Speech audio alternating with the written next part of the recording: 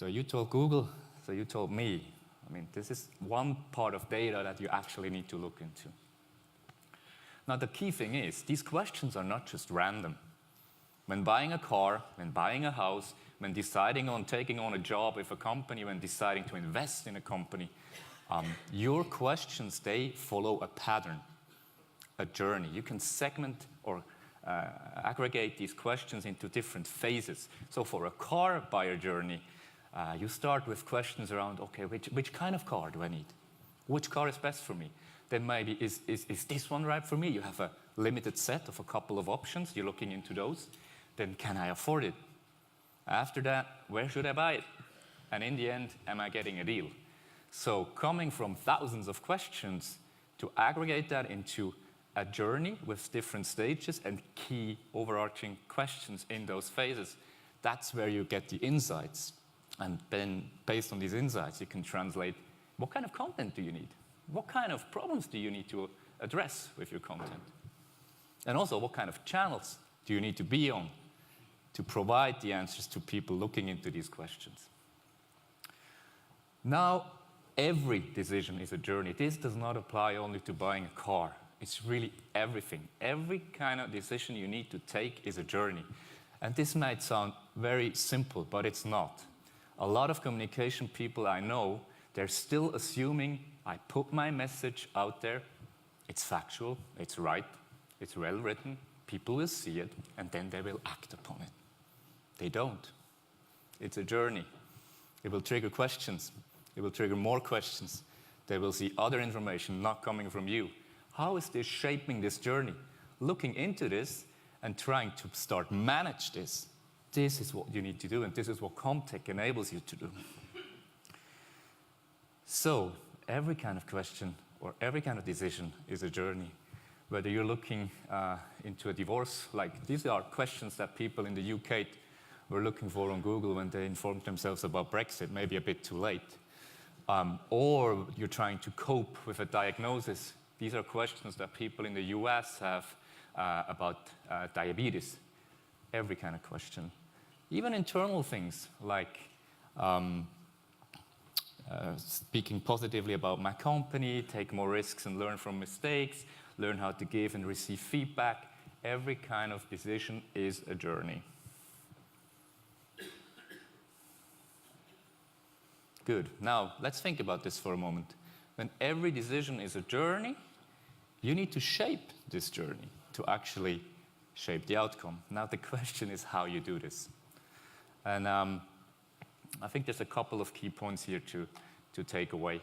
One, we need to start addressing individuals and not just the public, the broad audiences, the stakeholder groups, but actually individuals. What we also need to do is not just putting our message out there, but actually help these individuals, these groups of individuals, to move along their journey and then taking this action. And the enabler for that is content that answers the question in every phase of this journey. This is what CommTech enables you to do. There's another good, compelling reason for CommTech. I call this content shock. Not my invention neither. There's other smart people who coined the term.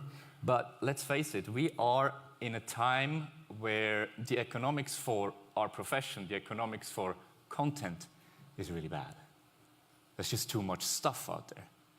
People can't cope with all that content anymore.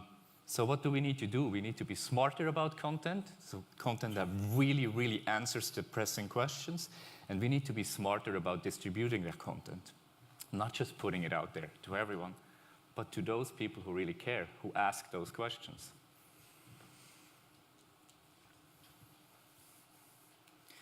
Just some data to undermine this. On the lower part, you see how much content is being published on WordPress.com, most popular CMS in the world. And on top, the upper graph shows you the page views. So you see there's more and more content being published, and there's less and less eyeballs even looking at that stuff. That's not healthy.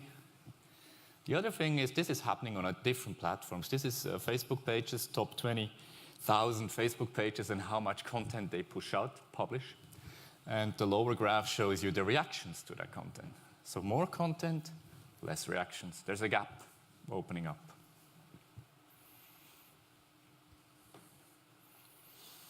And Americans today are exposed to between something like 4,000 to 10,000 ads a day. That's quite a lot. No wonder that ad blockers are rising in popularity. So, I have advertising colleagues who say, yeah, the content joke, blah, blah, blah. I just do better targeting. I push it out there. This won't work for long neither, because ad blockers will actually regulate this playing field as well. Good.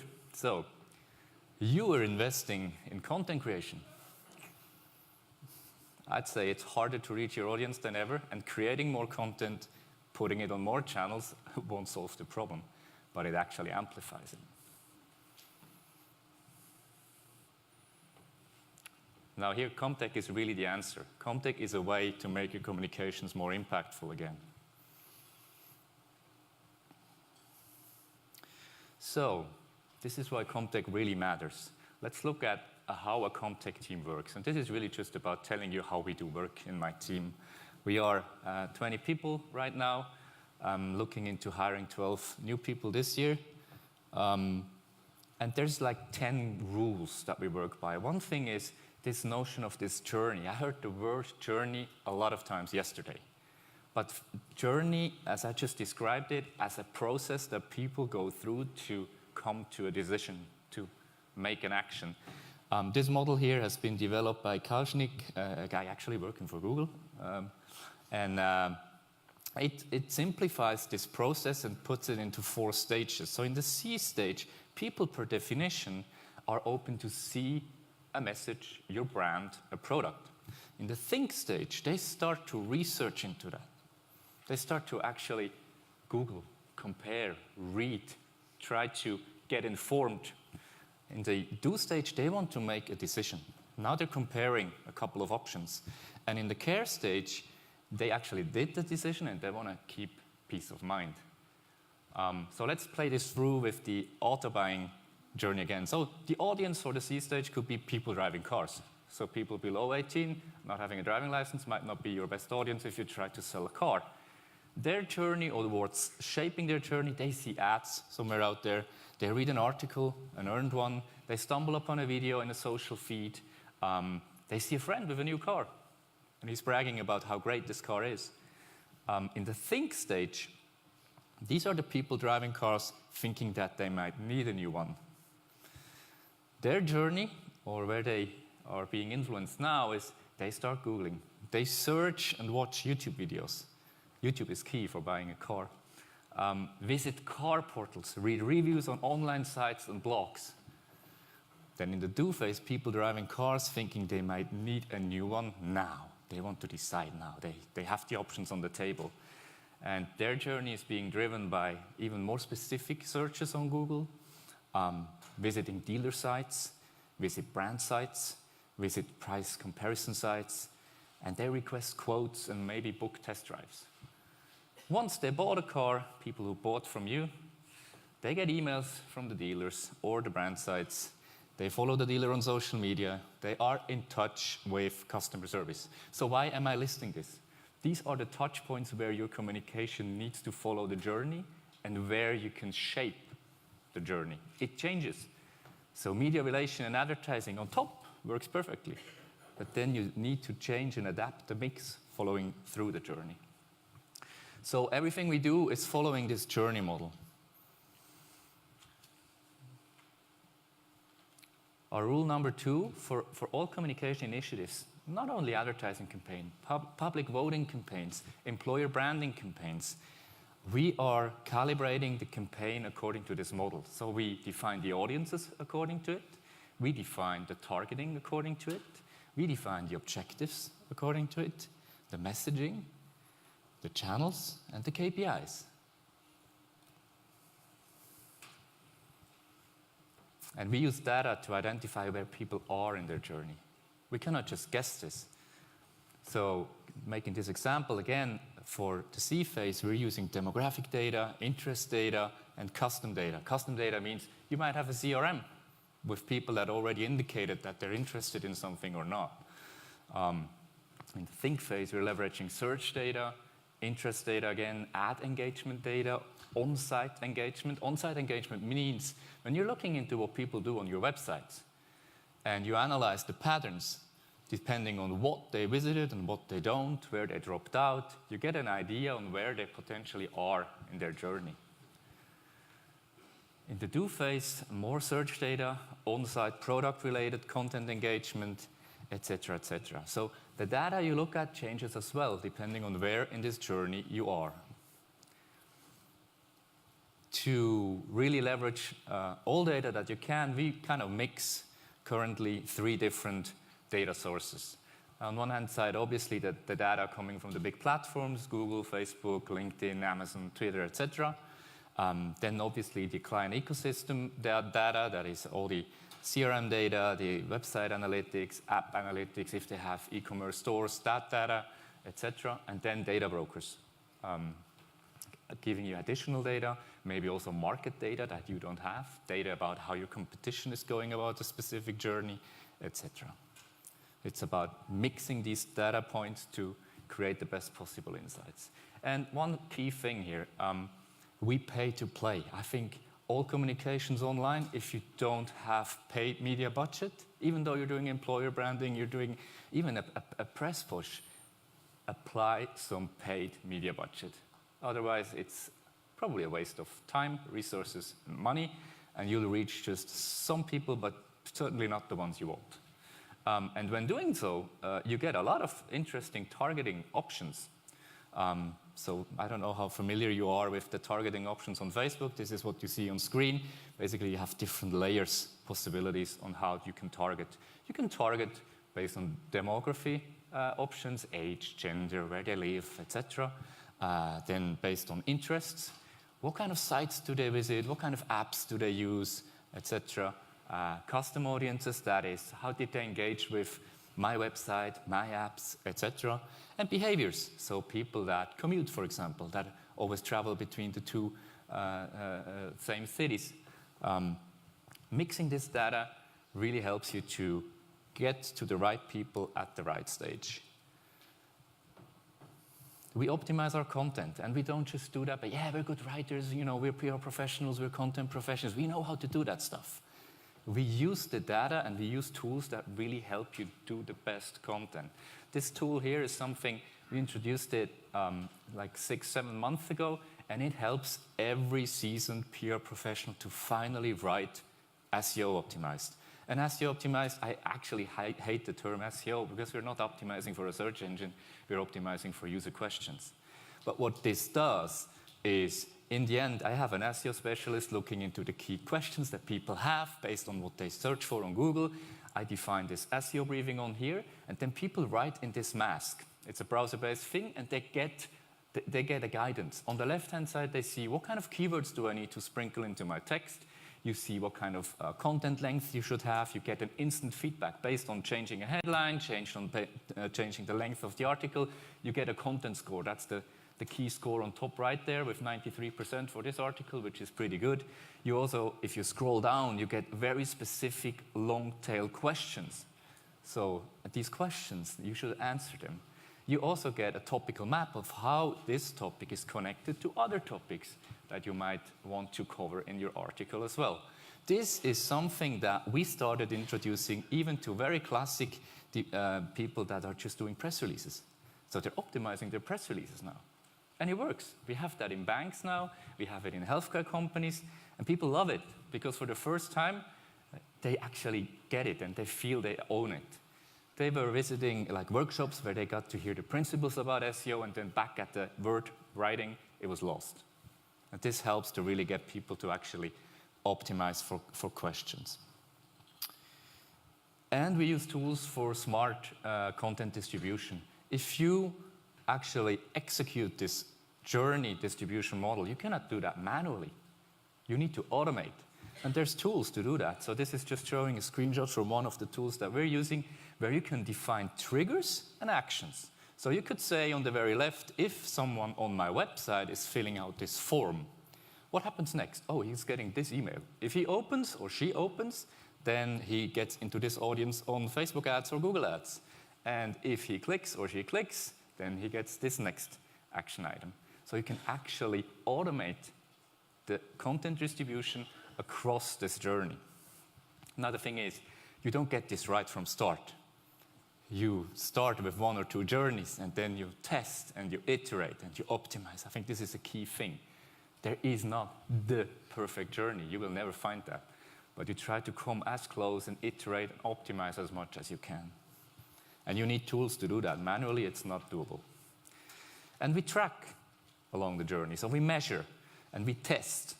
So on top in the journey, we do a lot of ad testing.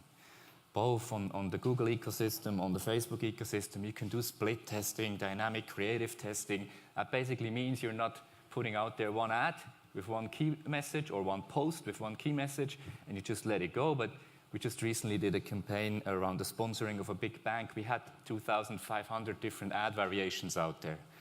And we used those dynamic ad tests and split tests to filter out what is the set of maybe 20 messages that really, really engage this audience. We even tested advertising spots for TV on digital first. So we had 4 TV spots, let them run through these tests for 14 days, and then pick the 2 ones that actually perform best and put them on above the line advertising on TV to make sure that we're actually spending the really big advertising money on just the messages that really engage. So in the journey, you do a lot of ad testing on top. You do website testing, A/B testing as you move down. Also email.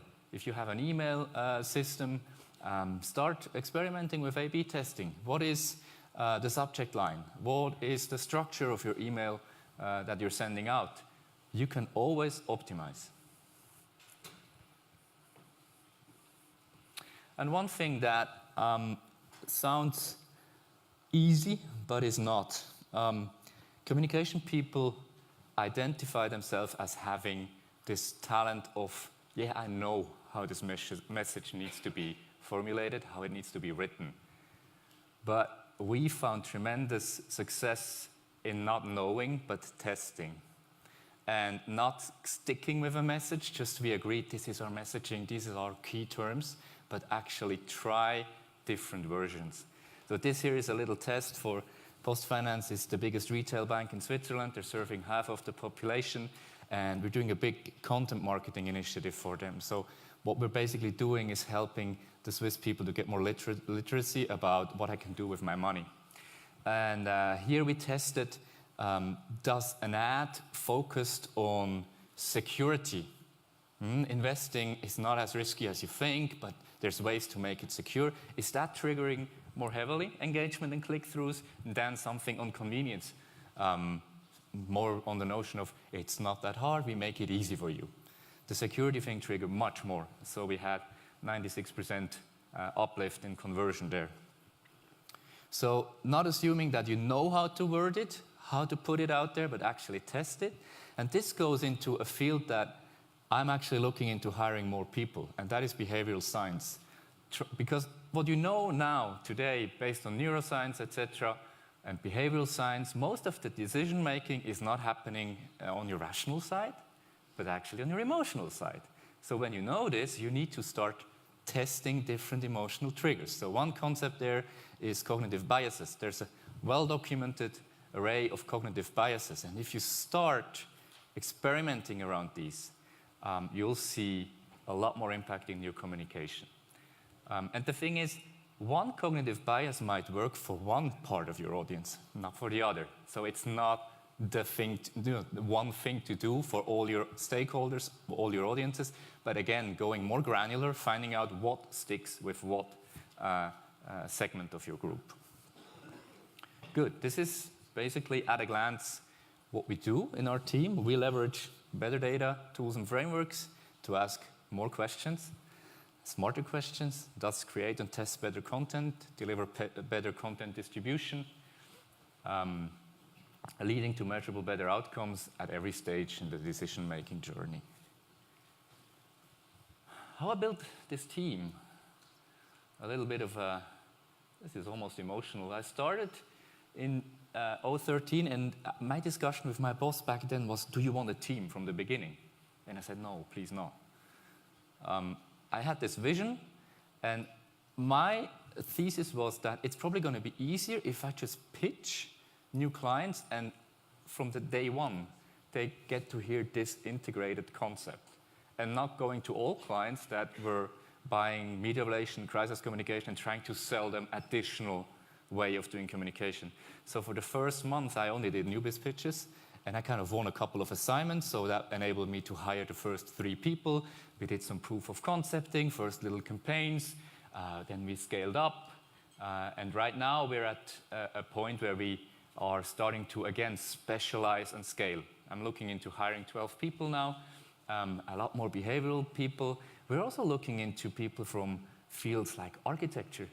An architect is creating connections. He's creating environments, or performing arts. These are people that bring to the table completely new ways at looking at how can you, in this uneconomical state of content shock, how can you connect to people out there? Good. The key ingredients of my team, I think it comes down to 4 things. The right talent, the right people, the right culture, frameworks that you're using, and obviously you need technology, a tech stack. So looking into talent, these are the key things that I pay attention to have in my team. On the left-hand side, you see more like classic practice skills, data and analytics, content marketing, conversion writing, social and community nurturing, digital performance advertising, etc. On the right-hand side, it's more meta-level things like agility, Scrum, design thinking. It's how you go about processes. This is really key.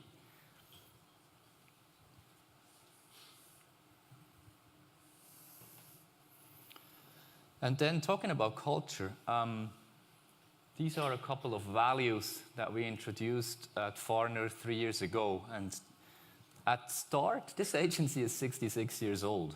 That was all pretty scary for them.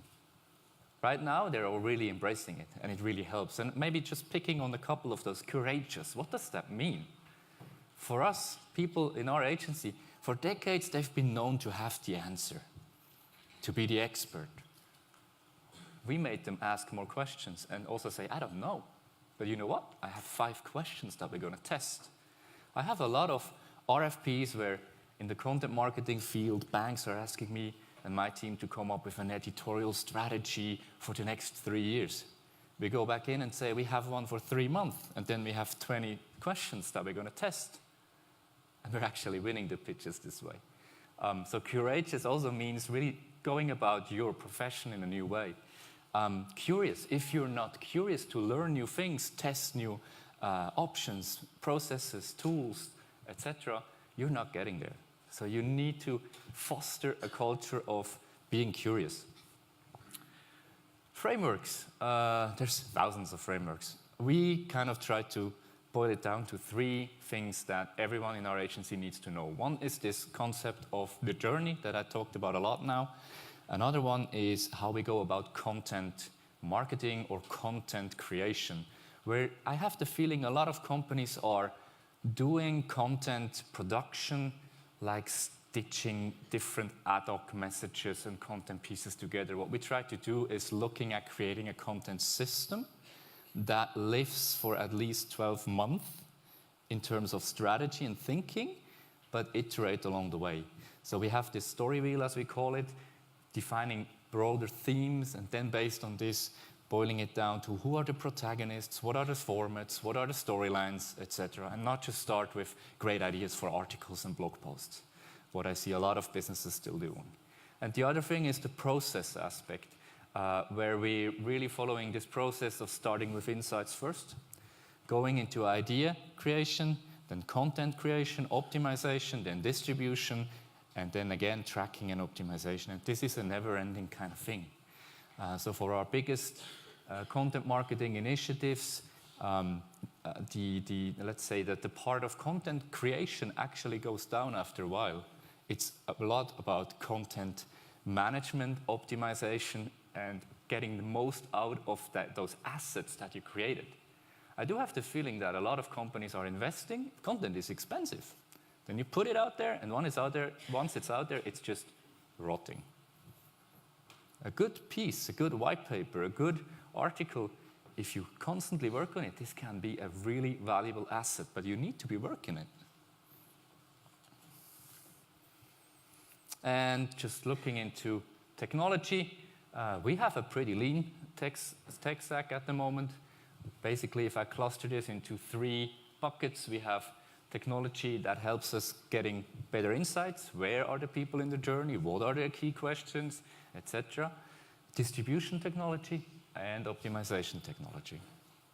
Optimization, there we're working with conversion optimization tools where you do A/B tests on the websites, where you do eye tracking, etc.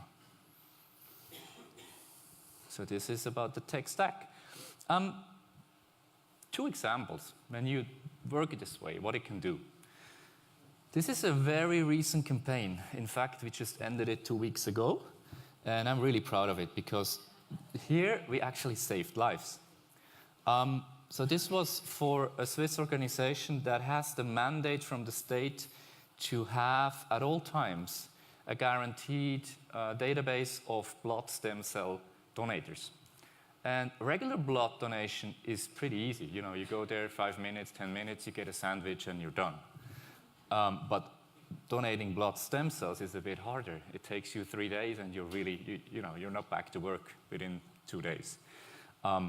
So what we've done here, results first. It was a 3 weeks pilot that we did for them.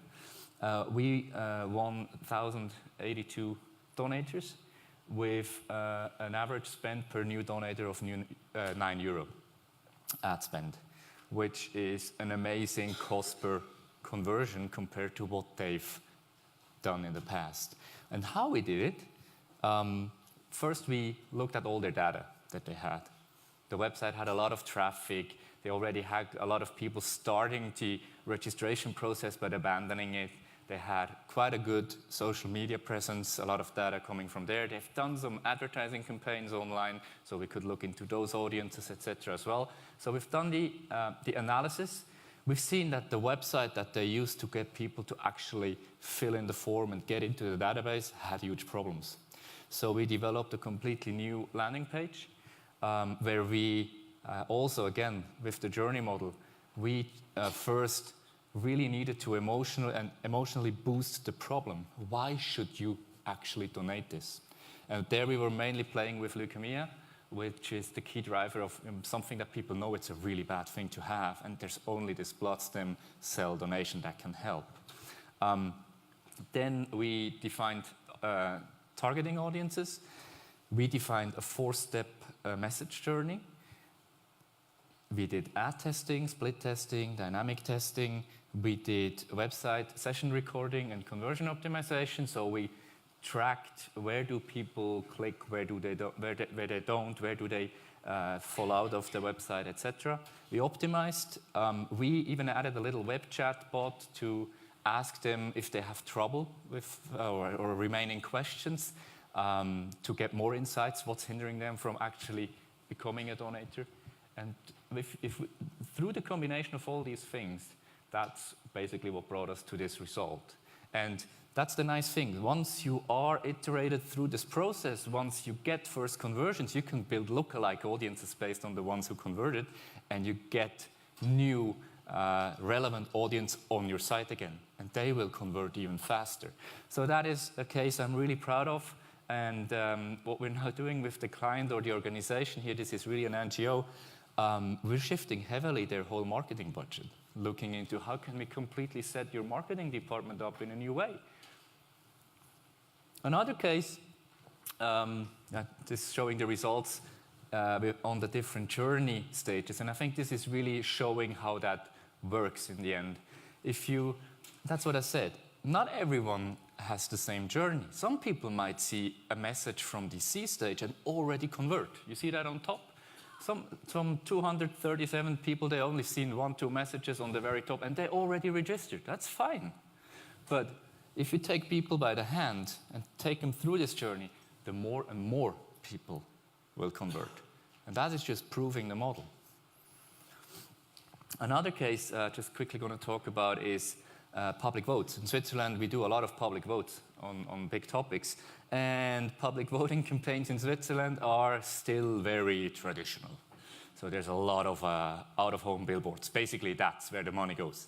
And usually 3 weeks before the poll or the public vote, they get nervous and they invest another 4 million in some billboards. Yeah. We did a pretty tricky one twice, actually, on pre-implantation genetic diagnosis. And this is a really delicate topic. So it's about religious beliefs, how should mankind interfere with how you get babies or not, how you do selection, etc. And what we did in the end, results first again. We knew it's going to be key because there were these religious groups who did everything to basically say what you're doing here is opening the doors to, whatever you don't want to have. We needed real couples who were willing to speak up about their journey and why this matters.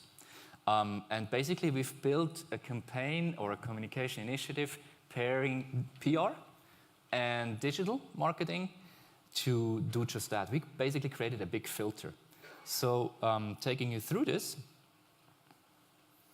we built an agile PR and digital team. We met every morning, like in a newsroom, 15 minutes, looking at what's the current environment in media. This was a public vote. I've never seen so much activity in media. There were, articles every day with misinformation, biased information every day. So every morning we met, looking at this landscape, defining what are going to be the key messages we're going to push out today and to whom. So that's what we did, daily contextual content and ads. We did build up smart targeting, build custom audiences based on the campaign website.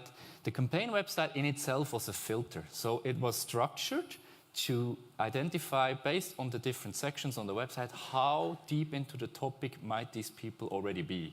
Are they personally affected? So there were specific landing pages. You only read those if you're affected. That enabled us to identify, okay, these people going to these pages, they might be potential people that we can use for communication if we find a way to get them to give us their email and nurture them into becoming a testimonial. That was one key element of the campaign. Then we did the 4-step ad and message journey again. We did the testing and optimization. We built advocacy with the couples that we could win as advocates. We used that for media relation. We had them in every publication. We had them on TV, speaking up and making this very abstract and biased topic very human and very emotional. And through that, we also owned the social media conversation because those couples, we teach them in social media. They were becoming active commenters online to biased information, etc. And we also drove media agenda in the end. Having these couples, having these real stories, having real impact to people, talking about this biased information and putting it right. This was a campaign that we've done actually twice. So there's been 2 public votes on this. That's also showing how delicate this topic is in Switzerland. And we won twice. So, thank you. This is a little bit about what I do. And I think it bridges back to what John said. I think what I've done here with my team, or what we're doing at Farner, is really looking into what are the marketing guys doing? How did they embrace technology? How did they start to make their campaigns smarter, having more impact? And we try to do that for all kinds of communication initiatives, not just advertising. For everything. You can use these frameworks. You can use these processes. Thank you very much.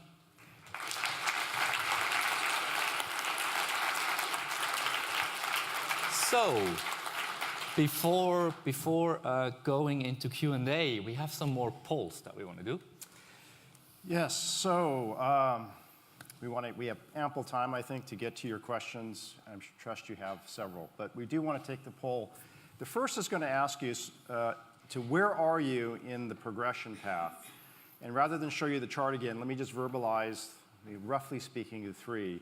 Now, I know we're all high achievers here in the room, and we'd love to say we're always here.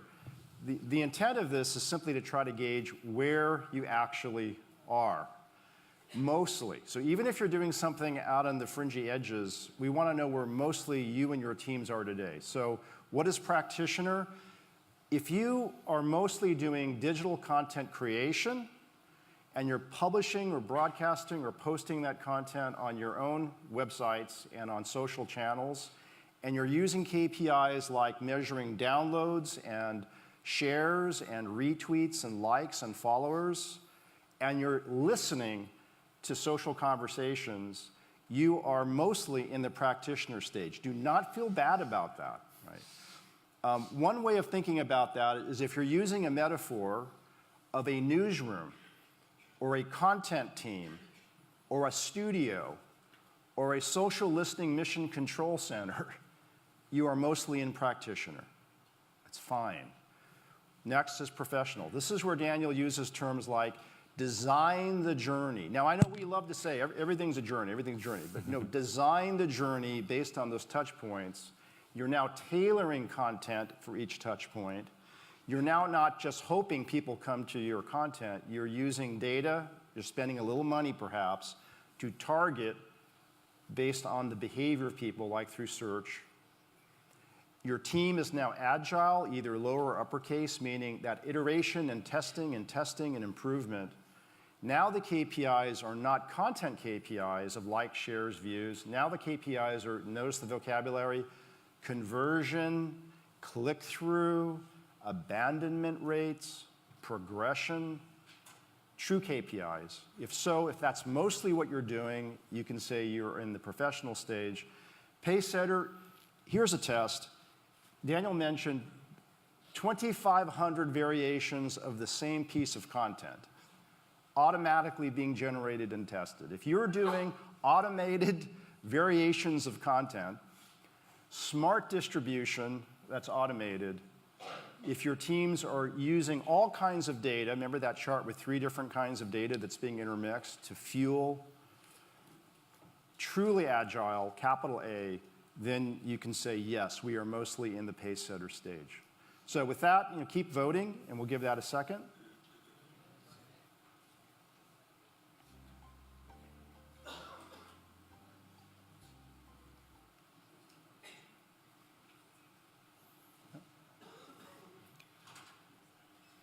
It fits with the poll that we did at the beginning, right?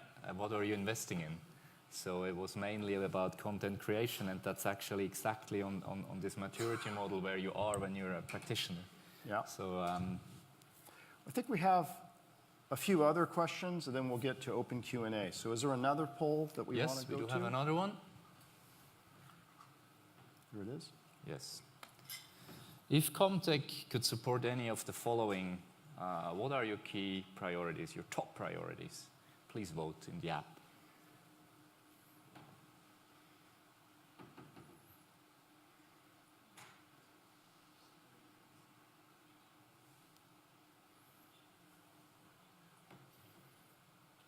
The intent of that choice of attract, recruit talent is for your entire company, not just for your function.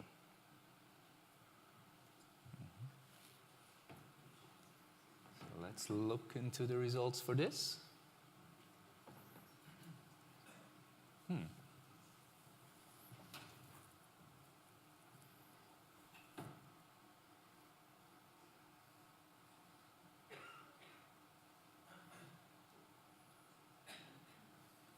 Interesting.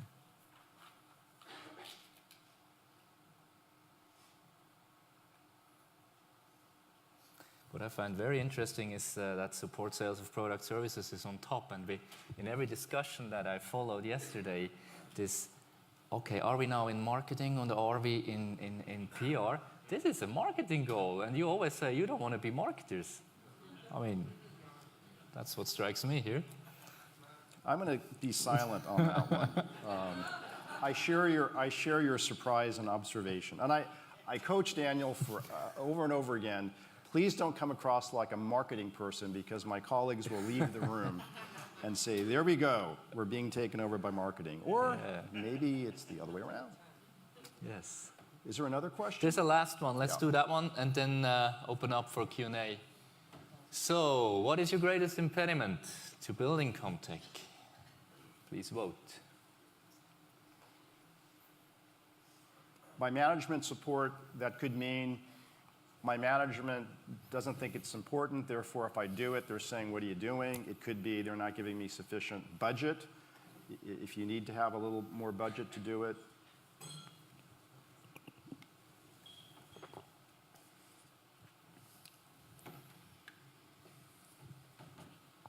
Can we look at the results of this?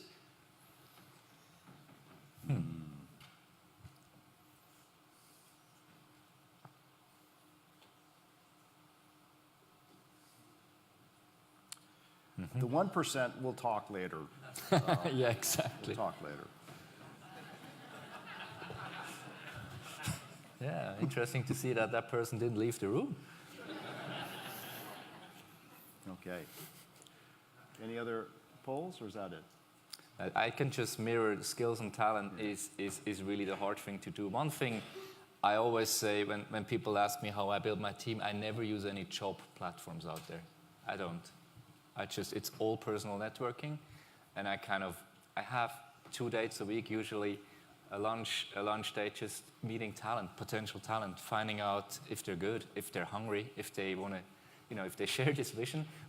The vision that I tell my team is that even in advertising, because part of the business we do is advertising, we want to make advertising something that's being seen as valuable again. I don't want people to download ad blockers, but if you could take this journey approach to the very, very far end, you could actually make advertising something like a recommendation that you value. Something that at the right moment in time gives you the right hint, the right information. Then it will feel good. I know it's not doable within 1 year, 2 years, etc., but that's the vision where we want to go. How about some questions and comments? I'm sure you have some.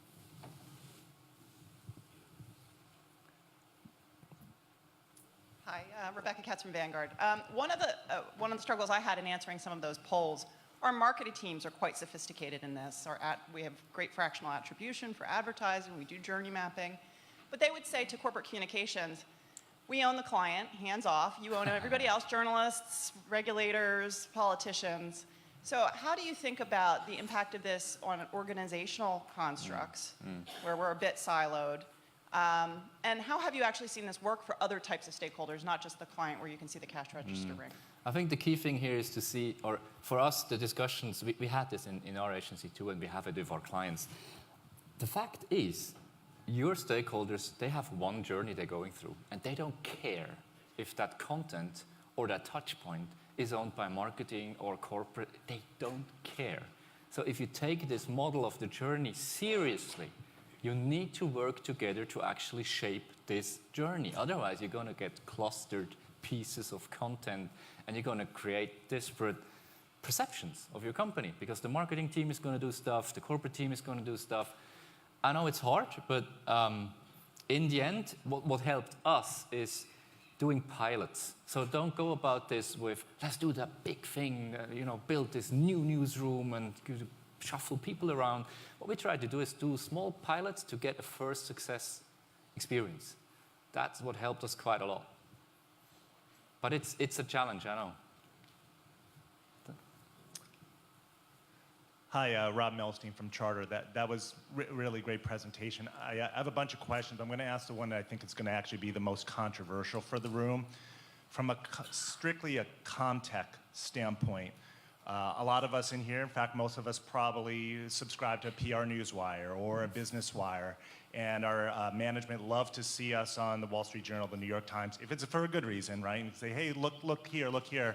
But isn't the reality from, again, a CommTech standpoint, those outlets are actually competing against our owned outlets, and that in terms of ranking in Google, if you blast something out on a PR Newswire ostensibly would win the ranking battle and drive people to that platform versus your own platform, because the analytics show they're doing more and have more clients. So can you speak to the fact of what your opinion is on outlets such as your Times and your journals and newswires actually are competing, and from a context standpoint could actually be hurting your own platforms because you're driving their business model and not yours?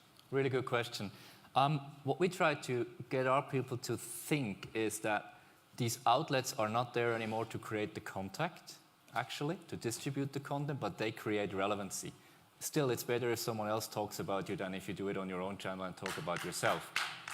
So what we try to do, we try to get earned media to get that credibility, but then push it out on our own channels, do applied targeting, and making sure then that we reach the right people through paid media on Facebook, LinkedIn, Twitter, you name it.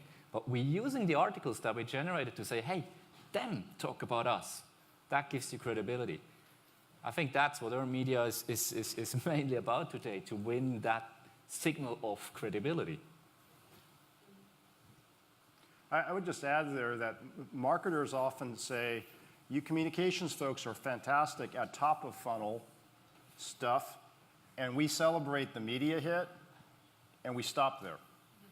But if you think about designing the journey, it says, let's start with this great press announcement about a new product or something, and your top priority was support, sales, and marketing. Aside from getting the hits and the coverage and share of voice, could you design to say, they see the Wall Street Journal hit, they see our press release, what then? What then? What then? And that's the difference.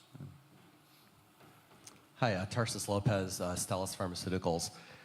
In an industry where the messaging that we put out over digital channels is highly regulated and isn't necessarily intended for the purchase of a product because the doctor obviously would make the prescription, so on and so forth. Yeah. How would you work to develop campaigns or social media or digital campaigns that measure from point A to point B in terms of getting greater engagement and interaction in that kind of model? Good question. We're working a lot for prescription-based drugs. Basically, what we do is disease awareness campaigns, and there you can apply this journey model and everything. But you end at the point where you're in Switzerland, we cannot talk about the product, right? So the second front that you're building, or the second element of your campaign, is doing a campaign with doctors or influencers. In diabetes, these are not only the doctors, but they're special diabetes-focused consulting people as well. So working on these two ends, and the disease awareness part, perfectly fine with this model. For the doctor part, it's more classic direct-to-physician marketing that you're used to. What we usually do, our model in Switzerland, is we have a really high density of practitioners. So what we do is in the marketing that we do digitally, we make sure that someone clicking through a message coming from the greater Zurich area will land on a landing page where he already sees practitioners in his area. So we don't make him to see, a big find your doctor thing and it's going to be all over, We're trying to make it as easy and convenient and relevant to him or her. But we're applying the same thinking. But I know there are areas, in some areas, you cannot even get that content distributed with paid media. If you're doing alcohol, tobacco, or whatever, you will not be able to run ads on Facebook and Google and those platforms. Specific financial topics as well, specific health topics too. So yeah, you need to look into this. But I think most of the times there's a way around it. So maybe you just need to work up on the journey a little bit and don't talk about this solution, the product, the brand yet, but maybe about what could lead to that. Hi, Stacy Shear from WW. Just going back to the earned piece, because I think our teams are pretty good at testing, learning, optimizing, and measuring on owned and paid. But when it comes to earned, there's this gap of actually realizing which pieces are driving impact. I mean, we can say like a site drove people to our site, but how do you get earned more embedded? Yes. Is the only way to do that to put it into paid, or? No, it's a good question. We are maybe showing an example or talking about an example. We're working for Sonos, the speaker system. And the first thing we did, they had their media list of journalists they thought were really important for them to win over. What we did is an SEO analysis. So we looked into what do people actually search when they're trying to make a decision on buying what kind of speaker system for their home. And then we looked into, based on the keywords we identified, what are the highest ranking websites. And on the top 10, there were 4 outlets, basically blogs from e-commerce sites, that were ranking top. And they were not on their list. So for this journey, making up your mind about the new speaker, being in that blog is much more relevant than being anywhere else. So trying also to apply this, looking into the data, what do people actually see when they're looking into researching for a specific decision, and then prioritizing to go to these media outlets first. I think it's getting smarter about where you want to be. And not just, usually it's the tier A media that everyone wants to be in because they like to be in there, but it's not actually shaping the journey. Hi, Andrew Blecker from Hudson's Bay Company. Just a follow-up to that. So how are you actually, what tools are you using to understand which outlets they're going to make those decisions from an earned perspective?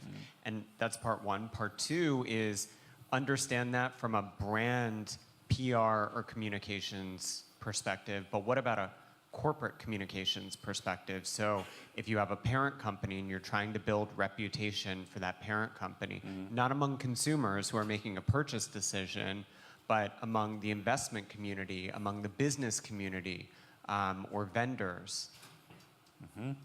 Okay, first question, in regards to tools, and these are just three I'm going to name now, there's tons of tools. I mean, we've seen yesterday the MarTech slide with all the different technology providers. It's so dense. There's thousands of tools out there. We're using mainly three. One is Search Metrics, which is a really good comprehensive SEO suite that allows you to identify what do people search, and for these searches, who are the best ranking websites per language, per country, etc. So that is one thing that we use heavily. Another thing we use is SimilarWeb. SimilarWeb is a panel-based, basically it's a Google Analytics for other websites, and it's working on a panel-based database. So basically they have in Switzerland around 10,000 people who opted in to be tracked what they do in their browser. So based on this, I can see what kind of websites do they visit. It has something in it which is similar to the Amazon thing. When you bought this, you bought that. So when you visit this website, what other websites in the same session do you visit as well? This will give you insights into actually, okay, if they go to that media outlet often, what other media outlets, what other e-commerce sites, etc. That is another thing. I think these are the two main ones that we're using like on everyday basis. We're using some specific audience tools as well. One is called Audience with an S.com, which around topics gives you a good breakdown, a segmentation of what kind of segments of an audience go to which media channels, to what websites, etc. And in this area, you have, every month you have a couple of new tools popping up. Coming back to your question about, not being on the brand side, on the marketing side, but more reputation on a corporate level, I want to make it short. I think the same rules apply. It's not as easy to identify from the beginning what's the journey. That's harder. You need to kind of find your way around defining this journey, probably. But the process, it takes a bit longer, it's a bit messier, but we try to apply the same principles, really. I mean, one key part when you're talking about reputation is, if you look at the journey and the different touch points in the journey, you know what touch points are shaping this reputation right now. You need to look into this to see what's your starting point, and then start working through it. Hi. Sorry. Hi there, Devri Bufner-Vorwerk with Cargill. I wonder if you, first of all, thank you for your presentation, because I feel like, again, it's another therapy session.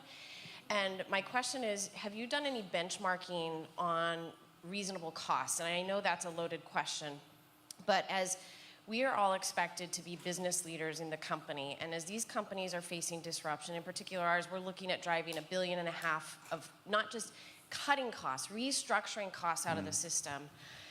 Every one of us is expected to put something on the table, and it's not going to come from our meager communications budget. And what responsibility do we have as the CCOs to kind of cry foul on the uncoordinated marketing spend? And in our case, we found upward of $200 million of uncoordinated marketing spend, and I don't want to indict agencies, that's not what I'm saying.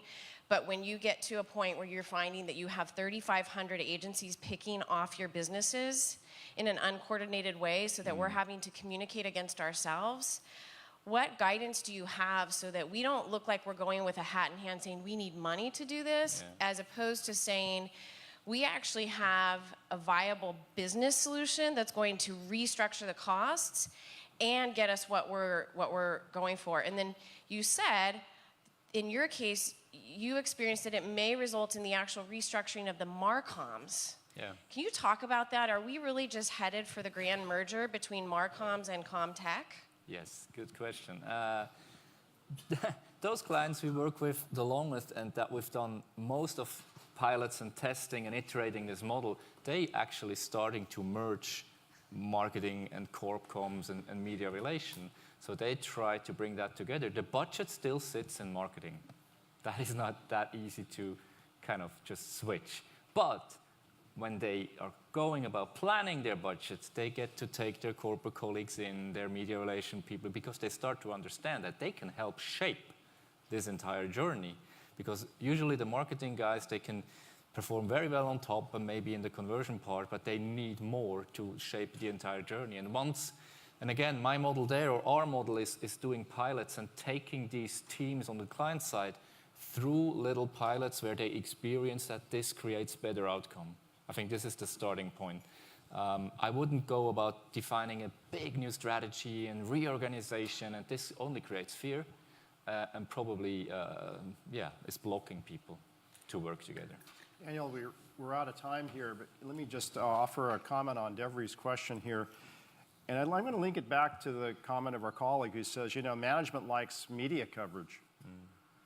Great, understand that. But if you were to bring in a version of what Daniel took us through to your CEO, you said in the poll, your two top priorities, grow the business and change the culture. Do you think those are the priorities of your CEO? Grow the business, change my culture? And then you say, I'm doing that through media hits and your speeches and town hall meetings. Or we can bring accuracy and precision to growing the business with actual customers and prospects and changing the behavior of the workforce the way you need it to. We are doing this. Where are we going to get the money to do that? Well, there are other places that aren't as precise and as productive. And maybe we should be able to do that. Daniel, thank you. When Daniel was done taking me through this in Zurich, he took us on a little walkthrough of his agency. It's a small agency. And he says, oh, this is the room where the media relations people are. And I looked in there, and there were a few people. And this is a room where the writers are, and there were people. This is a room where the CommTech people are, bigger space. This is where the designers are. And I thought in my mind, this is a blueprint of a modern communications function, almost proportionately accurate to what you need. And I said, if I were a younger man and still in the job, I would buy your agency and put it inside of my company. I hope you understand why I feel that way. Daniel, thank you so much for Thank you for having me. Thank you very much.